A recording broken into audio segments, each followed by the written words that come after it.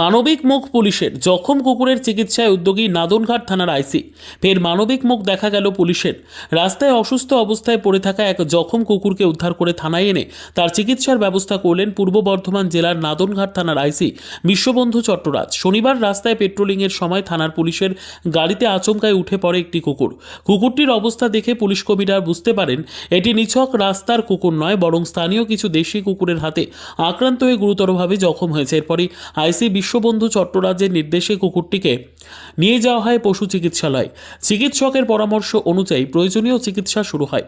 এরপর তাকে থানাতেই রেখে আইসি নিজে তার চিকিৎসা ও পরিচর্যার ব্যবস্থা করেন।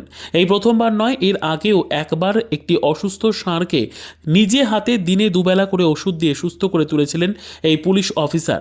এই প্রসঙ্গে আইসি বিশ্ববন্ধু চট্টরাজ বলেন, চিকিৎসকের পরামর্শ অনুযায়ী সমস্ত ওষুধ প্রয়োগ করে কুকুরটির চিকিৎসা করা হচ্ছে।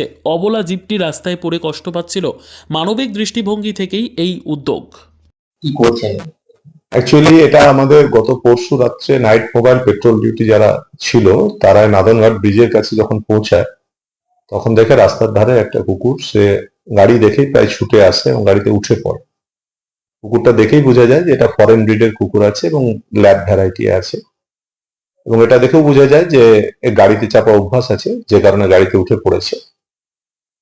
এবং কুকুরটার গায়ে অনেকটাই ক্ষতচিহ্ন ছিল, বিভিন্ন জায়গার মাংস চামড়া সব ছিঁড়ে গেছিল, এবং এটা ওখান থেকেই বোঝা যায় যে একে কেউ না কেউ রাস্তার ধারে নামিয়ে দিয়ে গেছে, এবং রাস্তার যেগুলো স্ট্রিট ডগ হয় তারা বাইরের কুকুর দেখলেই তাকে অ্যাটাক করে এবং সেইভাবেই তাকে কামড়েছে, যার জন্য তার বিভিন্ন জায়গায় শরীরে ক্ষত, আঘাত, মাংস উঠে যাওয়া এগুলো হয়েছে।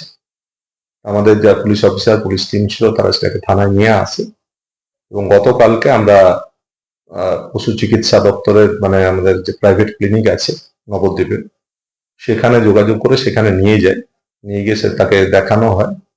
শরীরে অনেকগুলো ইনজুরি রয়েছে বিভিন্ন পয়েন্টে এবং অনেকটাই ইনফেকশন রয়েছে, যে কারণে কালকে ইমিডিয়েটলি স্যালাইন দেওয়া হয়, অ্যান্টিবায়োটিক্স মানে ইনজেকশন দেওয়া হয়, নানান ধরনের ড্রেসিং করা হয়, এবং আগামী 4 দিন পরপর এই স্যালাইন এবং অ্যান্টিবায়োটিক্স এর কোর্স চলবে, ড্রেসিং চলবে। খাওয়া দাওয়া আমরা যেভাবে প্রেসক্রাইব করেছে ডাক্তাররা সেইভাবেই দিয়ে যাচ্ছি। বলেছে 4 দিন পরে এই যে ইনফেকশন গুলো আছে এটা অনেকটা কমে যাবে, ওভারঅল সুস্থ হতে হয়তো, এবং শরীর খুব দুর্বল আছে যেটুকু ওখানে ডাক্তাররা বলেছে। আমরা তো পশু বিশেষজ্ঞ নই, যে কুকুরটা অ্যাকচুয়ালি ব্রিডার কুকুর বলে, ব্রিডিং এর জন্য এই কুকুরটাকে, এটা ফরেন ব্রিডের ল্যাব ভ্যারাইটি আছে, যে মালিকেরই ছিল সে ব্যবহার করেছে। বয়স অ্যাপ্রক্স ডাক্তারের কথা অনুযায়ী 10 বছর প্লাস। এদের আয়ু জেনারেলি 12 থেকে 14 বছর হয়। তাহলে আর এর থেকে পাওয়ার কিছু নেই। এর থেকে সে এতদিন কমার্শিয়ালি এটাকে ইউজ করেছে, তারপরে মনে হয়েছে যে এটা একটা বোঝা, সেই কারণেই রাস্তায় হয়তো নামিয়ে দিয়ে চলে গেছে। তো সেটা আমরা নিয়ে এসেছি। আমরা সর্বতোভাবে চেষ্টা করছি যে কুকুরটাকে সুস্থভাবে ফিরিয়ে আনা, এবং ডাক্তারের পরামর্শতে আমরা যা যা করণীয় সেগুলো করে যাচ্ছি। Bureau report, PB news. Dreamland nursing home, ঠিকানা ইন্দ্রপ্রস্থ, বাবুরবাগ, পূর্ব বর্ধমান। পিন নম্বর 713104। যোগাযোগের নম্বর 9775163111।